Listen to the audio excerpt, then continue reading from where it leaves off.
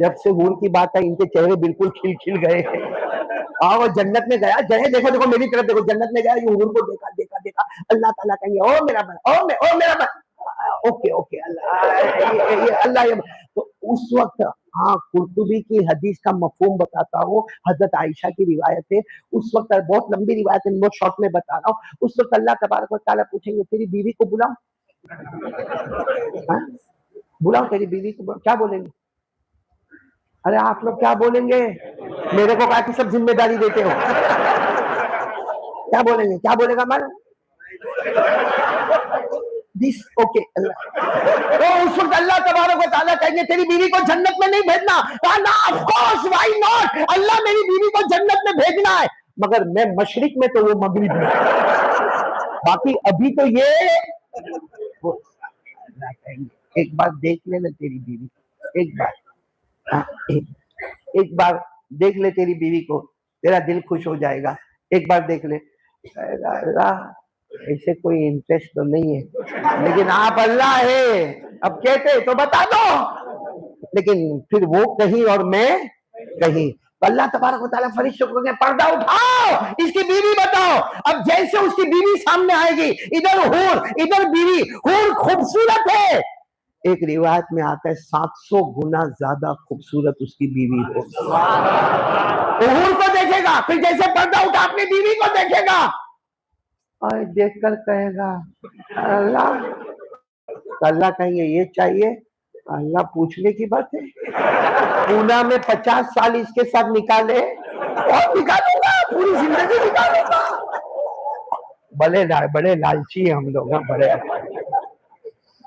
لیکن اتنا معلوم ہو گیا جنت میں آرامی, اور میں نے آپ کو حدیث بہت شارٹ میں بتائی ہے, میں سب چیزیں تھوڑی تھوڑی بتا رہا ہوں تاکہ آئندہ پھر پونا میرے کو بلاؤ گے نا انشاءاللہ.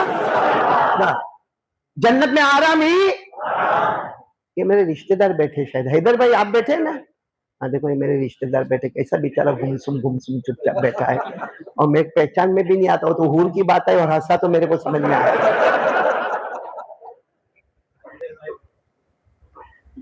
بھائی سب کو جنت میں جانا نا, پڑھو میرے ساتھ میں پڑھو, ان للمتقین مفازا حدائق وعنبا وكواعب اترابا وكأسا دهاقا لا يسمعون فيها لغوا ولا كذابا جزاء من ربك حسابا. اللہ تبارک و تعالیٰ فرماتے ہو میرے جنت والے بندے بندیا, تم کامیاب ہو گئے, تمہیں باغات ملیں گے سبحان اللہ, تمہیں پھل ملیں گے سبحان اللہ, تمہیں پھول ملیں گے سبحان اللہ, شراب کا جام جام سے ٹکرائے گا سبحان اللہ, حوریں ملے گی بولو سبحان اللہ. جنت میں کوئی کسی کو گالی نہیں دے گا, کوئی کسی کو تانا نہیں دے گا. اللہ فرماتے جزاء من ربک عطاء حسابا. اللہ کہتے تمہیں دنیا میں مصطفیٰ کے دامن کو تھاما, ہم نے بغیر حساب کتاب کے جنت کا فیصلہ کر دیا. تو جنت میں جانے والے دونوں ہاتھ اوپر کرے سب ماشاءاللہ, جائیں گے جنت میں, بولو انشاءاللہ, سب جائیں گے, بولو جنت میں جائیں گے انشاءاللہ. آج میں اللہ کے گھر میں بیٹھ کر علماء کے بیچ میں وعدہ کرتا ہوں 3 کام کر لو. میں جلدی 3 کام. کتنی دیر تک میرے کو بات کرنا ہے؟ 9:30 تک. آپ کی بیوی نے کب تک کا ٹائم دیا؟ 9:30. 9:30 کے بعد موبائل بجنا شروع ہو جائے گا. چلو 9:30 تک کا ہمارے پاس ٹائم ہے. اب آپ سب لوگ ارادہ کرو, پکا ارادہ کرو, 3 کام کرنا ہے. کتنے کام؟ آواز نہیں آ رہی, کتنے کام؟ 3 کام. قسم کھا کر کہتا ہوں, اللہ کی قسم, جیسے آج یہاں جمع ہے کل ہم جنت الفردوس میں جمع ہیں. لیکن ارادہ کر لو, کتنے کام کرنے کا ارادہ کر لو؟ 3 کام کرنے کا ارادہ کر لو, جس میں سب سے پہلا کام مصطفیٰ کا دامن نہیں چھوڑیں گے. کون کون تیار ہے؟ دونوں ہاتھ اوپر کر کے بولے مصطفیٰ کا دامن. ہمارے نبی سے بڑھ کر کوئی نبی نہیں. بولو نا, یہ حالات حاضرہ پر بات کرنا ہے نا, اس لیے میں بات کر رہا ہوں. ہمارے نبی سے بڑھ کر کوئی نبی, ہمارے آقا سے بڑھ کر کوئی آقا. معلوم ہے اللہ کا فیصلہ معلوم ہے، بہت سے پونے والوں کو نہیں معلوم ہوگا. اللہ کا فیصلہ ہے میرے نبی فرماتے جائیں گے، بولتے جائیں گے، کہتے جائیں گے، وہ پورا ہوگا، ہوگا ہی ہوگا، کیونکہ زبان مصطفیٰ کی ہوتی ہے، کلام اللہ کا ہوتا ہے. 23 سال میں زبان ہمارے نبی کی تھی، کلام اس لیے اللہ نے فرمایا میرے نبی بولتے جاؤ، کہتے جاؤ، سناتے جاؤ اور تکلم کرتے جاؤ. زبان تمہاری ہے، کلام تو اللہ کا ہے.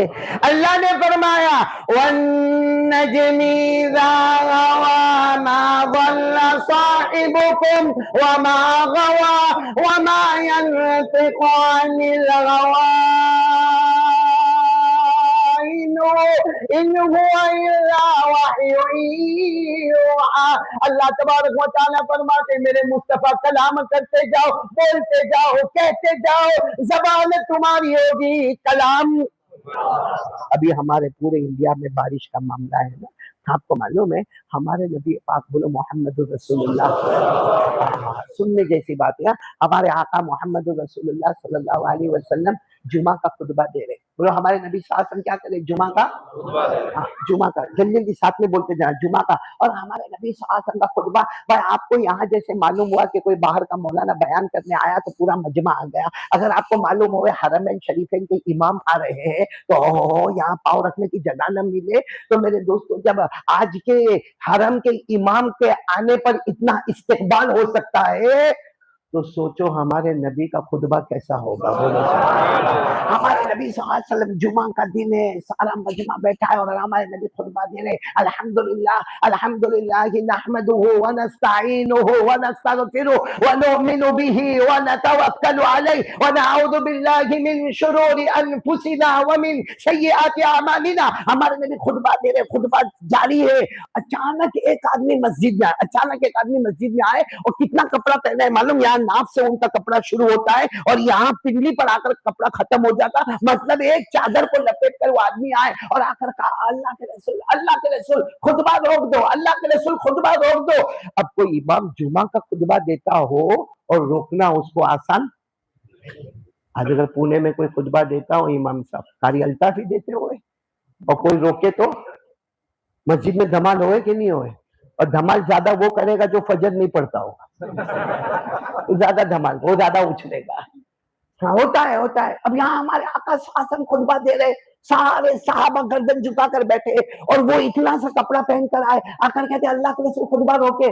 قربان جاؤ ہمارے نبی رحمت للعالمین صلی اللہ علیہ وسلم پر، ہمارے نبی امام الانبیاء، آپ نے خطبہ روکا اور روکنے کے بعد کیا ہوا؟ تو کہا میں اکیلا آیا ہوں مگر اکیلا نہیں ہے، میں اکیلا آیا ہوں مگر اکیلا.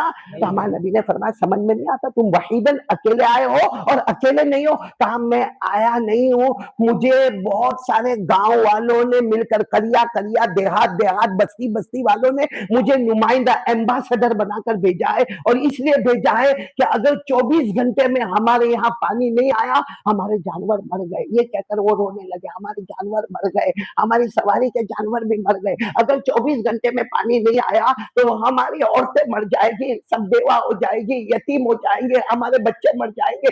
اللہ کے رسول آپ کچھ کیجئے، آپ کچھ کیجئے، اللہ کے حکم سے آپ کچھ کیجئے اور پانی کا کچھ انتظام کیجئے. میرے پونا والوں، ہمارے نبی نے خطبہ روک دیا تھا نا، اسی وقت ہمارے نبی نے دونوں ہاتھ اٹھائے، بولو سبحان اللہ.